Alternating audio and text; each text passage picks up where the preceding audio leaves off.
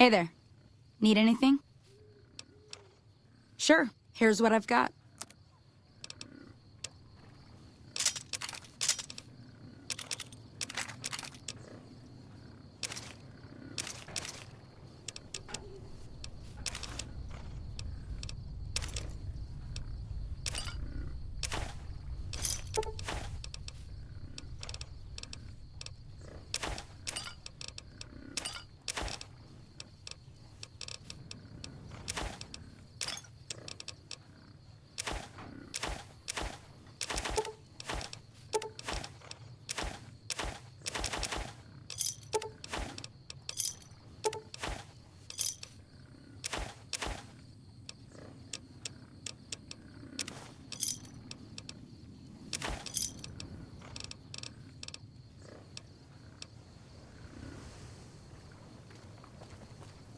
Some cons got cornered in the ruins of Boulder City, but the NCR let them go. That's unusual.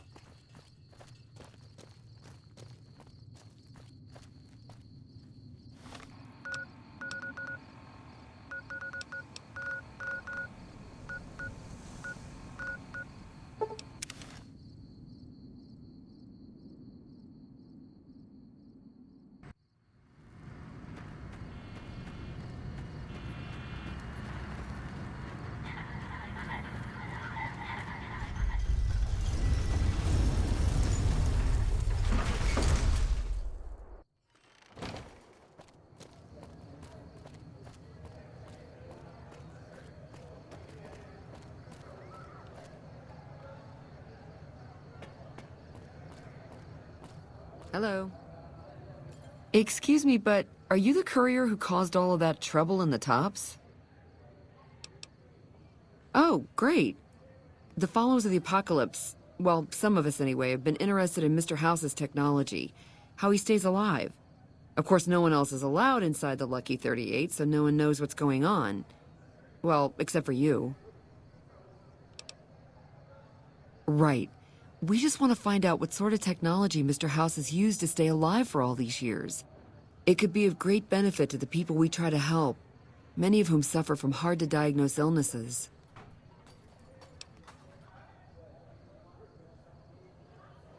Ah, I see. I suppose I can give you some medical supplies for your efforts. I assure you they will be worth plenty of caps. Great!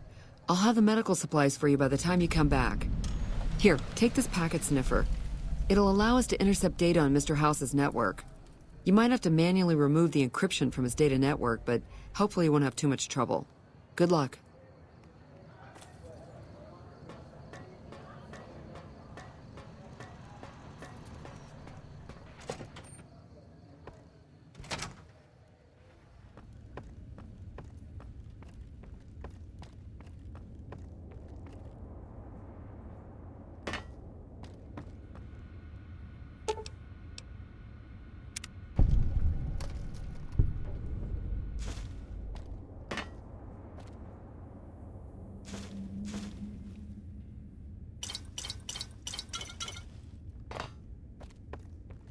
Hey, have you been able to bug Mr. House's network yet?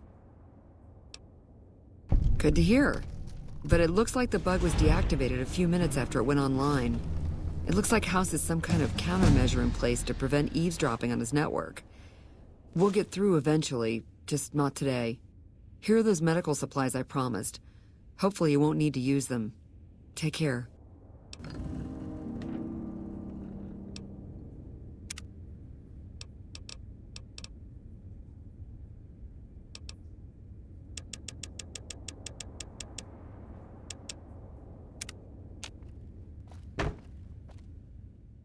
Oh, hi. Thanks again for helping us with that data. I mean, the feed only lasted about 30 seconds, and it's not that useful, but, well, we tried. We were connected for half a minute and received enough data to fill 5 holodisks. It looked like nonsense at first, but we decoded it. It was all biometric data, life signs from Mr. House. The technology he's using is so advanced that it samples data hundreds of times per second. It's fascinating, but depressing. Whatever technology he has can't possibly be practical for the people out here. About 5 years now. I have family back in Arroyo. But this is where all the good work is being done, so to speak. NCR taxes and inflation have been hard for a lot of people to deal with, and most of the money's going to the war effort. There's not much funding for medical research with OSI or any other group. Not unless it has a military application, anyway. After 2 tries, I think I've learned enough. I'm sure there's something more promising I could be helping the other followers with. Oh yeah. I didn't tell you about the first time. I'd rather not talk about it if you don't mind. Just drop it, okay? Bye.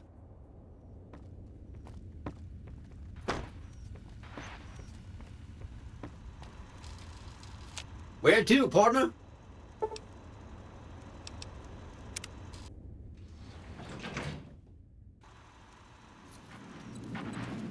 Enjoy your time on the Vegas Strip. I take it you've come to deliver the platinum chip? Such a small thing, isn't it? And yet so capacious, so very dear. Decades of hiring salvagers out west to search for this little relic in the ruins of a place called Sunnyvale. Back then, anyway. That's where the chip was printed, on October 22nd, 2077. It was to have been hand-delivered to me here at the Lucky 38 the next day. But the bombs fell first. Suffice it to say, the delivery was never made. A great deal shall be happening, a cascade of events with you taking a central role. At the moment, however, all you need to do is take the elevator all the way down to the bottom level. What you see there will help you understand the significance of what you accomplished at the fort.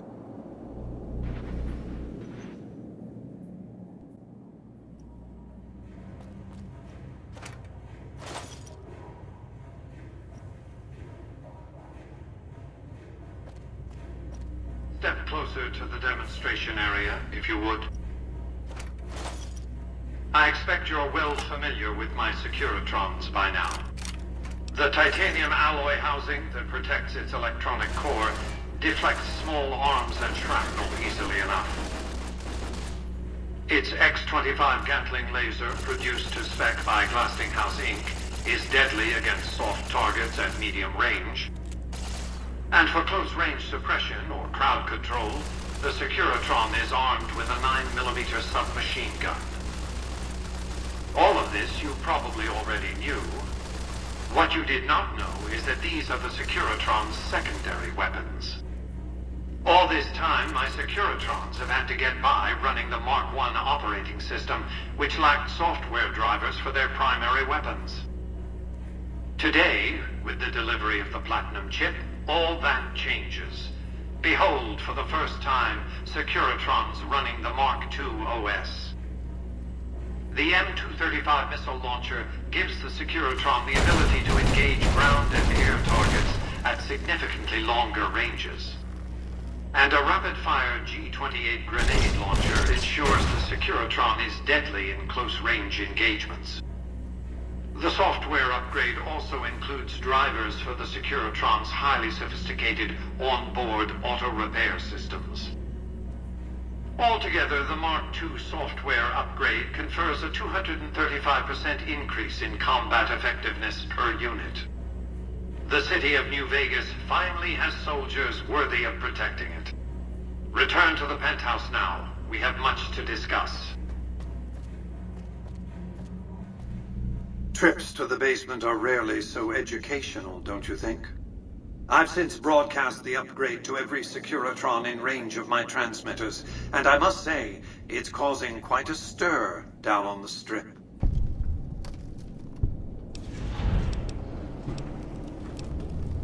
The foundation is laid. My Securitrons on the Strip are upgraded, and those at the fort ready for action. Now it's just a matter of adjusting the attitudes of some lesser groups while we wait for Caesar's Legion to attack Hoover Dam.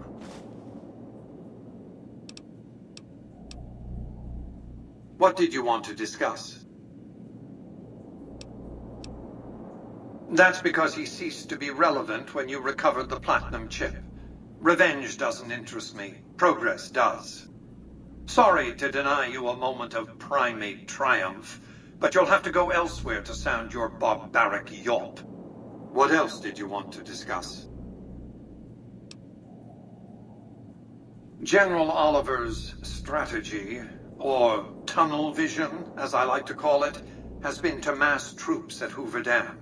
He wants to outfight the Legion in a straightforward slugging match, and then, when they rout, pursue and destroy them in detail. A crushing, decisive victory of this sort would overshadow the tactical ingenuity of Chief Hanlon's defense 4 years ago, you see. A good deal should be obvious to you by now. I won't spoil the rest by talking out of turn. What else did you want to discuss? I've resurrected Vegas, spirit intact. What I need now is the ability to enforce my rightful claim. Not just against Caesar's Legion, by the way. In fact, the NCR is a more present and insidious threat. To enforce, one must have force, a position of strength. Years ago, when I detected NCR scouts roaming the Mojave, I could tell from their uniforms that these were no mere tribesmen. I knew it was only a matter of time before an army appeared to take control of the dam, and I knew my Securitrons wouldn't be enough to oppose them. And so I recruited the 3 families. Vegas belongs to me because I mustered enough strength to bring the NCR to the bargaining table.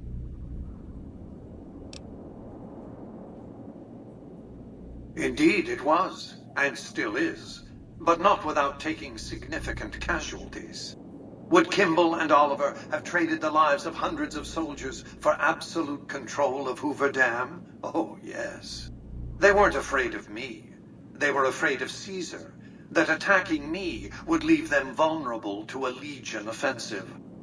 And so they negotiated, not out of the kindness of their hearts, as they try to make it seem, because the calculus of power left no other choice.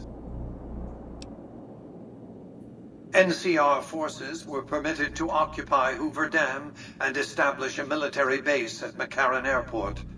Well, it used to be one.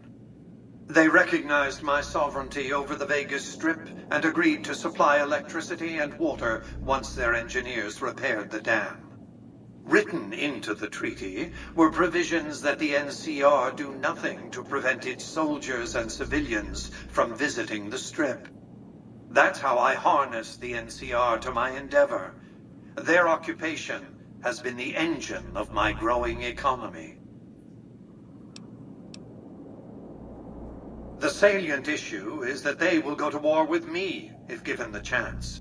There's just one reason why the NCR hasn't contrived some outrage to justify invading the Strip. Caesar's Legion. The final battle between those 2 armies is fast approaching. I can't afford to let either side win on their terms. What else did you want to discuss? New Vegas is more than a city. It's the remedy to mankind's derailment. The city's economy is a blast furnace in which can be forged the steel of a new rail line running straight to a new horizon. What is the NCR? A society of people desperate to experience comfort, ease, luxury. A society of customers. With all that money pouring in? Give me 20 years and I'll reignite the high technology development sectors. 50 years and I'll have people in orbit. 100 years and my colony ships will be heading for the stars to search for planets unpolluted by the wrath and folly of a bygone generation. I prefer the term autocrat. I would rule as a chief executive. I would not answer to a board of directors or any other entity. Nothing to impede progress. If you want to see the fate of democracies, look out the windows. My judgment. I have no interest in abusing others, just as I have no interest in legislating or otherwise dictating what people do in their private time. Nor have I any interest in being worshipped as some kind of machine god messiah. I am impervious to such corrupting ambitions. But autocracy? Firm control in the hands of a technological and economic visionary? Yes, that Vegas shall have. What else did you want to discuss? What of it? I enjoy them. There's something about a little diorama set inside a glass dome that I find pleasing. If you run across any out in the wastes, turn them in to Jane. She'll compensate you. What else did you want to discuss?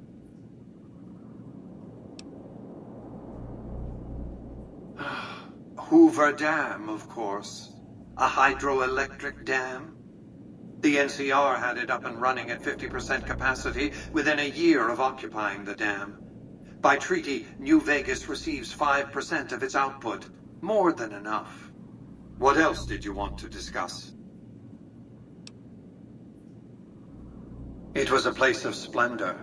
As magnificent as today's strip may seem, it's but a shadow of the neon paradise that was Las Vegas. I grew up not far from here, and though I traveled the old world extensively, I never found another place like it. By 2065, I deemed it a mathematical certainty that an atomic war would devastate the Earth within 15 years. Every projection I ran confirmed it. I knew I couldn't save the world, nor did I care to, but I could save Vegas, and in the process, perhaps save mankind. I set to work immediately. I thought I had plenty of time to prepare. As it turned out, I was 20 hours short. On the day of the Great War, 77 atomic warheads targeted Las Vegas and its surrounding areas. My networked mainframes were able to predict and force transmit disarm code subsets to 59 warheads, neutralizing them before impact. Laser cannons mounted on the roof of the Lucky 38 destroyed another 9 warheads. The rest got through, though none hit the city itself. A suboptimal performance, admittedly. If only the platinum chip had arrived a day sooner. The platinum chip was printed in Sunnyvale, California on October 22nd, 2077, the day before the Great War. It was to have been delivered by courier the following afternoon, but by then, the world had ended. The chip contained vital software upgrades, but not just for my Securitrons. Every aspect of the missile defense grid would have been upgraded too. Given that I had to make do with buggy software, the outcome could have been worse. I nearly died as it was. Software glitches set off a cascade of system crashes. I had to take the Lucky 38's reactor offline, lest it melt down. For nearly 5 years, I battled power outages and more system crashes until I finally managed to reboot my data core with an older version of the OS. I spent the next few decades in a veritable coma, but I survived, obviously, and eventually thrived. What else did you want to discuss? Goodbye.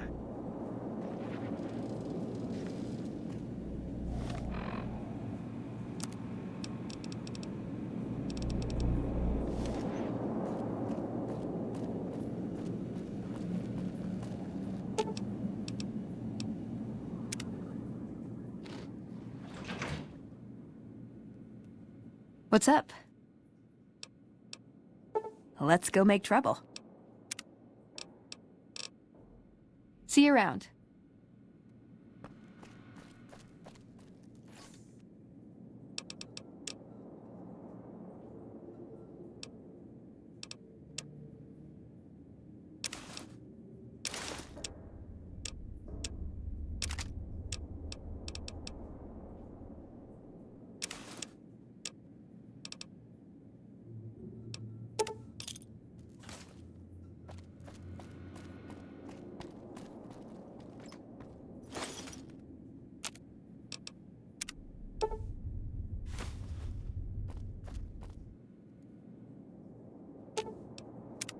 What'd you think of Mr. House? I was surprised he only had the 2 robot sex slaves. He was dead when I got there. Sure, he's one of the hotel managers on the Strip. He comes up in the news now and then. Him and the other chairman run the Tops. It's one of the nicer hotels. Or so I hear. Elder McNamara wouldn't shell out for a passport for me, so I've actually never been to the Strip. Why do people get so cheap when they get old? See you around.